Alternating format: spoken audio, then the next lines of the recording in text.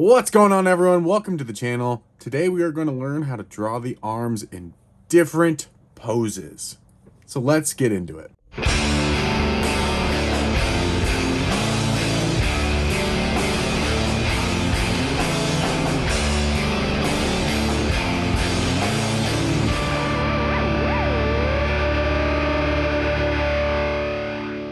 So as always, we are going to start our poses easiest to hardest. I didn't say 3 poses on purpose. I know I like to give you 3 different poses every time we draw a new subject. However, because the arm is different from front, side, and back, we will be drawing multiple iterations of the poses. So there'll probably be more like 6 or so different poses that I actually end up showing you how to draw. But having said that, let's get started. We are going to start with a nice, just calm, just arm to your side pose. All right, so starting off, we are going to always start with circles and basic shapes. But when we're starting an arm, we want to know the length and the pose. So we like to use a skeleton. So you're gonna find your shoulder point. You're gonna draw a line. That'll be your shoulder, bicep, and then right there will be the elbow joint. And then from there, you draw another arm or draw another line, and that will be your forearm. You ideally want 3 circles, 2 lines. They should be roughly the same length, although your forearm is longer than your bicep.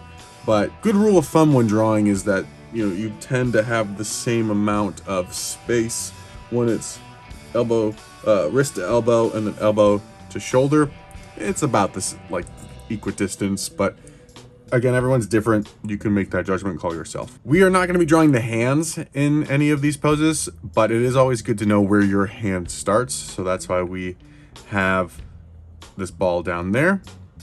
So the next thing we can start to do is sort of start building up these shapes here. If we think of an arm as a cylinder, you can go ahead and draw that. The forearm does taper, so you want your cylinder on the bottom to taper, and then from there we're just going to start building up these shapes. So the shoulder is going to be kind of the widest point of our drawing, so what we can do is just beef up that point there. Obviously know where it's going to get connected to. That's really important. Knowing your muscle groupings is super important. So we have our shoulder muscle here. We know that there is some muscle definition here. And then from here, we can just kind of follow the shape of our figure. The bicep is going to be here, and it will pretty much just roll up and connect into that shoulder muscle right here where the shoulder and the pec meet. And then here you kind of have your tricep that comes from behind the shoulder and then rolls into towards the elbow. And then we dip in ever so slightly for the crease of the arm on either side. And the inside of your forearm is typically the thickest, and that will just taper out down. And we can add in some, definition if we want. It always depends on how muscular you want your figure. If it's a female figure, just loosen up on the bulkiness. You want the arms thinner. And then your pec would be right in there, so we can kind of indicate that. But that is the front facing arm.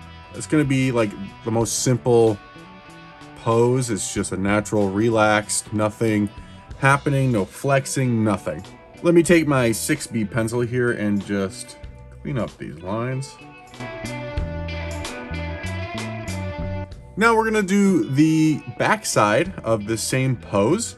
So if we look at it and think about it, we're going to draw the same right arm, and so it's going to be mirrored. So we're going to again start with your ball, move down line, another ball, and fall. So shoulder, elbow, wrist. They're not exactly lined up. Maybe I'll adjust it just so it doesn't throw it off.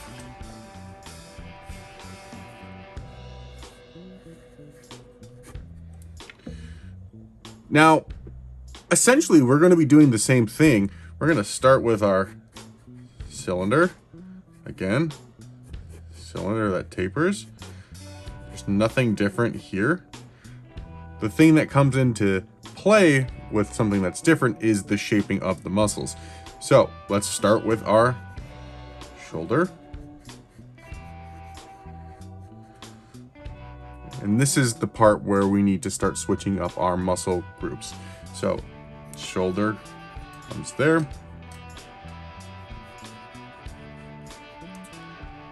We can define the outside of that trap, and this will then taper into the elbow crease and then into the forearm. Now the other side, the inside where it's facing, touching the body, we can just follow that same shape. Just think of it that you're pretty much just mirroring that shape. We don't need to concern ourselves with how the bicep is formed or anything. So just mirror that shape, follow that curve down into that dip, and then remember the inside of the forearm is typically a little bit wider. So follow that down into the wrist. Great. We'll come back to the elbow. We'll address that in a few minutes. But the biggest thing to note is, so instead of a bicep, we're drawing the tricep muscles. I'm sorry. There are 3 different muscle heads back there, which is why there's tri. There's an interior, an exterior, and then I think it's like 1, 2, and 3, if I'm not mistaken. I should probably study up on my anatomy a little bit more, but for our purposes here, we only see 2 distinct groupings. So what we're gonna wanna do is just divide them into 2, just like so. So it's like your muscle groups are like 1, 2, and then you have this like outer edge one, which makes up your triceps. And then now we can kind of look at the elbow. So the elbow is right in the middle of this dip here, and following this outside edge, we're gonna follow it in. It dips in and then it cuts out just a little bit, and then you can bring that down. And that's how you add your elbow. You can stylize it however you see fit. If you want to make a jagged elbow, a pointy elbow, sometimes people have really pointed elbows. If you want to make it pretty soft and subtle, you can do that as well.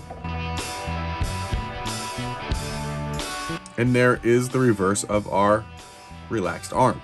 Moving on to the next pose. We're gonna amp it up a little bit and get a little bit more difficult. We are going to be drawing a bicep curl flex, not a curl, bicep flex. Boom. I've not been working out lately, so I don't have big muscles, but we will draw big muscles. Again, starting just as how we did with our relaxed arm, we're gonna start the same way with our flexed arm. Find a circle for your shoulder. You're gonna then draw a line. That's the elbow. And you're gonna draw a 45, maybe 30-degree line. We're not drawing, remember, you're not drawing a straight L. You're drawing more like a V. So whatever seems natural to you to draw, go ahead and do that. So I'm gonna draw as close to a 30-degree angle as I can. And your wrist circle, like your hand, should kind of hover over your shoulder. We're not touching our shoulder, but when you're flexing, it should be just over your bicep, in between your bicep and your shoulder. Now we're gonna do the same step as we did before. We're gonna create our cylinder. Obviously, sometimes things need to change to make it fit. Your forearm does fold over, so it's okay if there's some overlap. Not to worry there.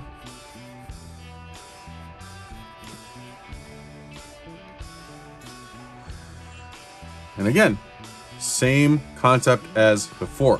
We're gonna find our shoulder muscle. Go ahead and, enlarge that circle. We know that it comes up and over into the torso.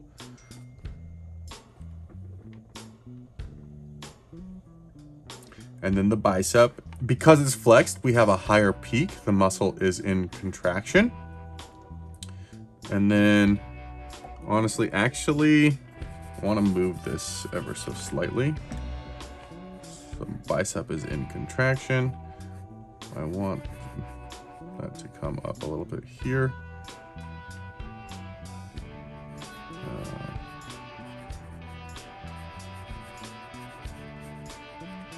All right. So what I'm going to do is start where the forearm overlaps with the bicep, and we're going to start giving it some good amount of flesh there and tapering up. And then on this side, we can also kind of follow that same taper at the elbow. And round it around, follow it, and then into meet the shoulder. And as I said, we're not going to draw the hands. We already did a hands video, but where your hand would start to be is kind of right here. So your hand would kind of float over that bicep. You define it. Just keep in mind that everything in this pose is flexed. So the muscles should look tighter. They should be closer together. Their peaks should be, I don't want to say angular, but when your muscles are like relaxed, they're flat. But when you contract them, they kind of have movement to them where they get stiff and tighten. So think about it like that, where when your bicep is just relaxed, it's flat, but once you tighten it, everything gets compressed. So think of that, things happening under the skin where tightness would occur, where bulging would occur. And then just to complete it so it looks like it's attached to a human body, we want to draw where that armpit is. And then that's where the shoulder would connect. Let's switch pencils really quick. Now, because we're not looking at this flex pose from behind or below, we don't need to flip this pose. It's going to be the same pose on either side. It just depends on how you want to draw the fingers. So for instance, like facing on, you would draw the pinkies here. If you wanted to have it turn the other way, you would just draw the thumb right there.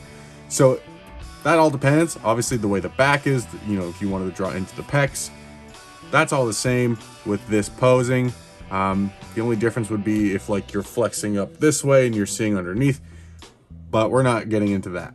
All right, and now for our fourth pose, which I think is the hardest. We're gonna get into some perspective, some foreshortening here. Now, if you're not sure what foreshortening means, that's quite okay. I know it's a very fancy word for finding things in the distance. So what we're going to be drawing is a hand like this. And yes, that may seem very scary because you're like, how do I do that? That sounds really, really crazy. How do I get all of these different angles and make it look like I'm actually drawing that thing and it looks good? Well, you can do that with everything I just showed you. So let's go ahead and start with just some circles. We're not even gonna get into how far. We're not gonna use a skeleton or anything like that. You definitely can. I think it's a little bit extra step in this process. So what we're gonna do is just understand where your character is going to be posing from.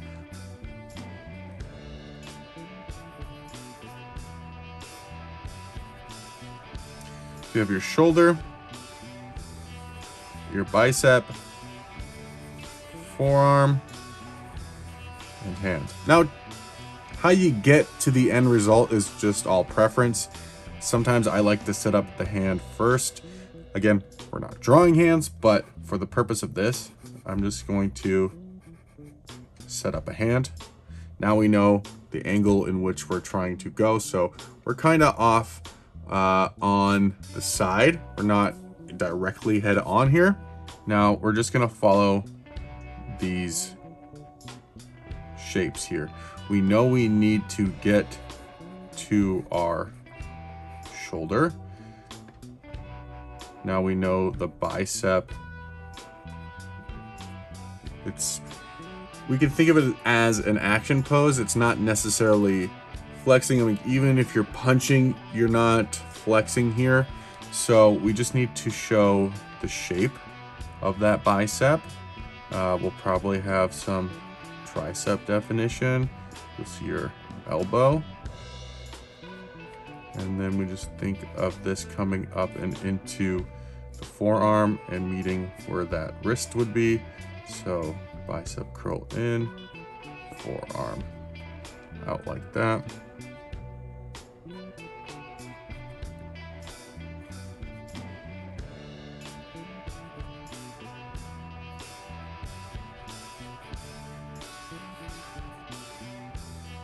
Actually, I think this hand would have to be that.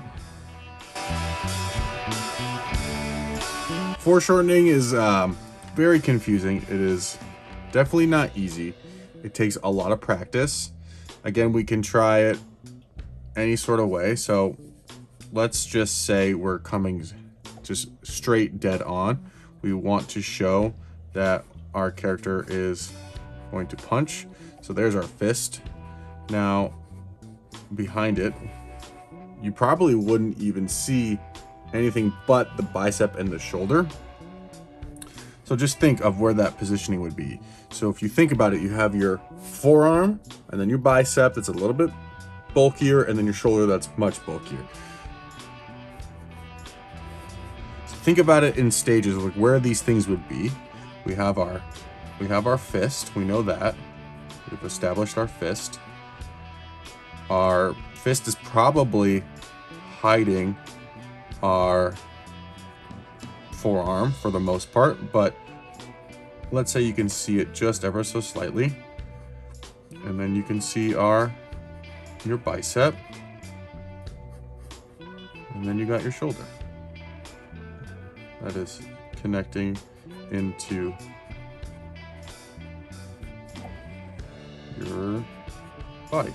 There are so many different ways that you can play around with foreshortening the body, and sometimes things don't look quite right. They look odd and clunky because it's just the way that the angle is. Sometimes you might be drawing something, you're like, this is it. I know it's it, and it's following every practice that I know, and it's just not right. Switch up the angle. Like I wouldn't use this angle in my comic. I would probably have my character throw a punch like that. You know, it's all about finding different momentums and different things in your drawings to make them look more dynamic. Obviously, practicing foreshortening is very important because you might just need that emphasis on something. You might want your character handing something out. But again, there are so many different ways to achieve that. Now, at the end of every lesson, I typically would draw you something on how I would do it. And honestly, this is how I would do it for any situation. I start with the skeleton, and I start with, my ball and arm pose, and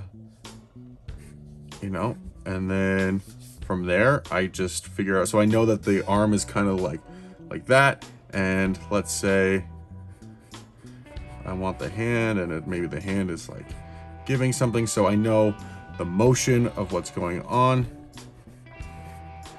And we can say that maybe he's like handing something or about to catch something.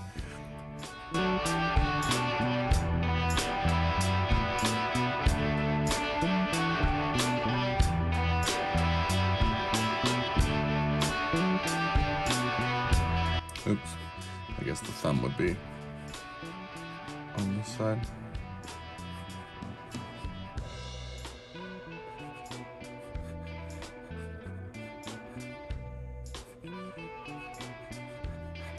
Anyway, you get what I'm trying to say. Everything is all about circles, shapes, point of direction. You can always build upon your thing that you're trying to do. Start at the very basics.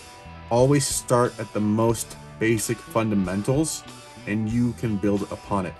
Well, you just saw how easily I did it. Aside from this hand, I mean, I would definitely put more time into the hand, but you saw how quickly I was able to build this arm, starting with circles and lines, and then I found the angle with the elbow, did my cylinders, built upon the cylinders, and formed the shoulder, the bicep, the forearm.